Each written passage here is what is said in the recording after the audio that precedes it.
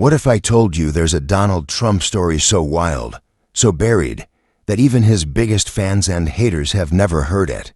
This isn't about politics or his famous towers. It's about a single, secret deal that could have flipped the script on modern America, maybe the world. One so explosive, it was nearly wiped from existence. You think you know Trump, you don't. I'm digging up the truth they didn't want you to find. Stick around, this isn't just history. It's a mystery that'll leave you questioning everything. It's 1989. Donald Trump's already a name that echoes through New York. Real estate king, casino mogul, a man who stamps his gold-plated signature on everything he touches. Skyscrapers, hotels, Atlantic City, he's got it all. But Trump, he's never satisfied. He wants more, something bigger, something that'll make him untouchable, a legend beyond dollars and deals. And then, on a chilly November night, it happens. The line crackles. A voice comes through, low, deliberate, dripping with authority. Not a lackey, not a broker, but someone powerful, someone who doesn't usually dial direct. Trump, the voice says, how would you like to own the most controversial building in America? The words hang in the air. Trump's eyes narrow, he's intrigued. He leans into the receiver, his trademark smirk tugging at his lips. Keep talking, he says. And that's when the game begins. What was this building? Why Trump? And who was bold enough to offer it? Picture this, it's the late 80s. The world's tense Cold War shadows linger, New York's a battleground of ambition, and Trump's riding high but restless. That call wasn't random, it was a spark, a match struck in the dark. And what it lit? A fire that could have burned history to the ground or built something no one saw coming. Trump hangs up, mind racing. He's used a big stakes, billions, towers, headlines, but this feels. He scribbles a note, just 3 words, the big one. Then he stares out at the city, the lights reflecting in his eyes. Whatever's coming, he's in. And that's where the story starts to twist. Days later, Trump's at a meeting, no cameras, no press, just a handful of players in a room that reeks of cigar smoke and old money. This isn't your standard real estate pitch, no glossy brochures, no handshake photo ops. The air's thick, the stakes higher than anything he's played before. And then they drop the bombshell. The building on the table is the United Nations headquarters in New York. Yeah, you heard that right. The UN, that sprawling, turtle-shaped complex on the East River, symbol of global power, diplomacy, and secrets. In 1989, whispers were swirling. The UN was unhappy. The building was aging, the land too cramped, the politics too messy. Some insiders wanted it gone, relocated, maybe to Geneva, maybe DC. And here's the kicker.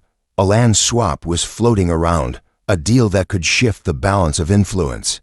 They needed a buyer with cash, guts, and a name. Enter Donald Trump.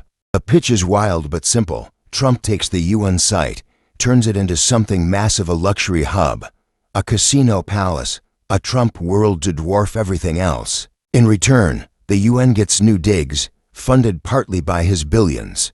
He listens, leaning back in his chair, fingers steepled. The room's silent, waiting. Then he asks the question that defines him. How much? The suits exchange glances. One scribbles a number on a napkin and slides it over. Trump looks at it, chuckles, and says, I've spent more on a weekend. But his mind's already spinning. This isn't just a building.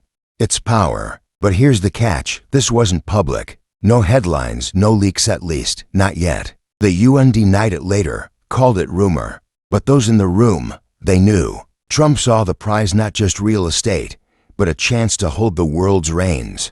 And he wasn't the only one watching. Trump's not alone in this game. The UN deal's a chessboard, and the pieces are moving fast.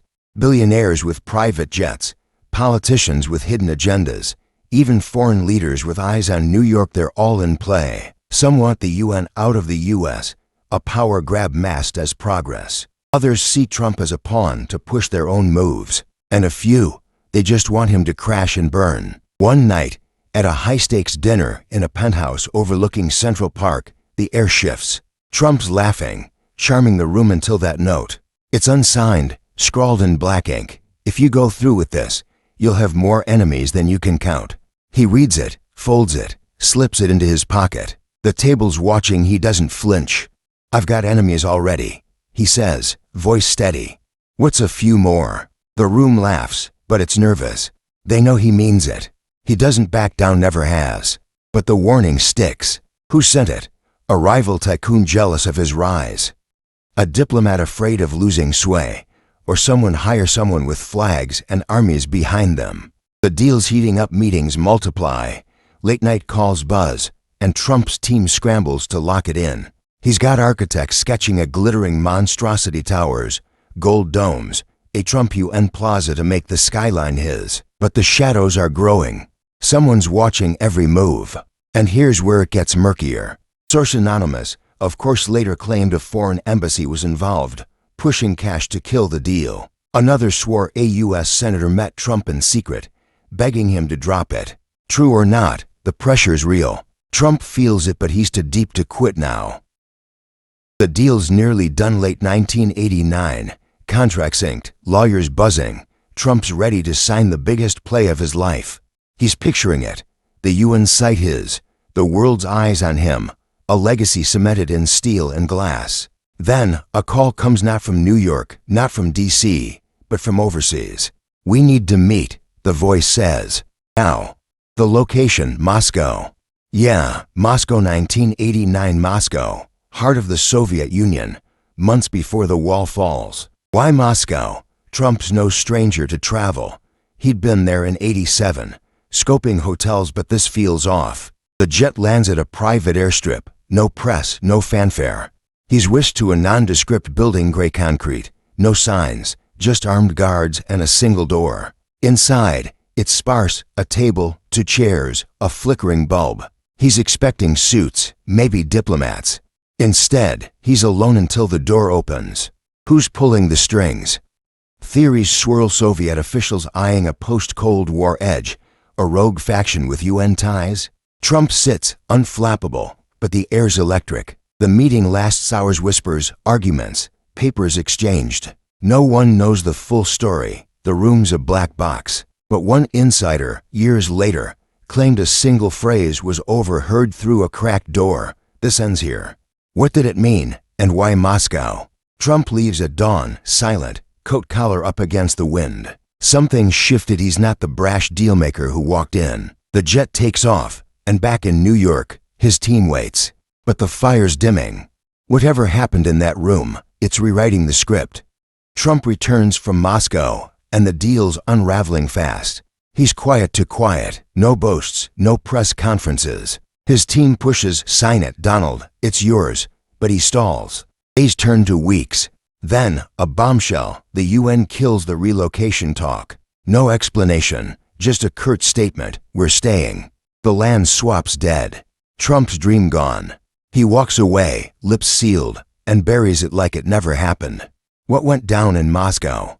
The man he met, some say a world leader, others a shadow broker, had his own agenda. Was it a threat, a bribe, a warning too big to ignore? One theory, the Soviets wanted leverage Trump's deal as a chess move in a dying empire. Another, a U.S. mole tipped off the feds, and they pulled strings to stop it. No one's cracked the vault. Classified files, if they exist, stay locked.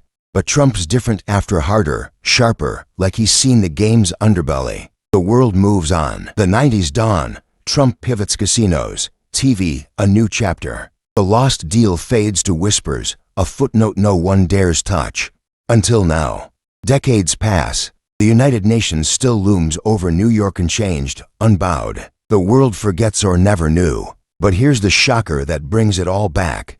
Documents surfaced in 2024, yellowed papers, leaked from a private archive. They're real, verified by experts, memos, drafts, a napkin with that number from '89. Trump was this close to owning the UN site, to holding a piece of global power in his hands.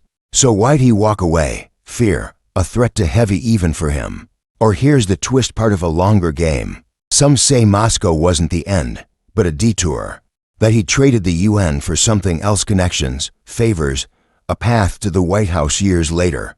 No proof, just shadows. But one line in those papers chills the bone. He knew the cost. What cost, and to who? This isn't over. The deal's dead, but its echoes aren't. Was Trump the player or the played? Some secrets stay buried. Tonight, you've dug one up.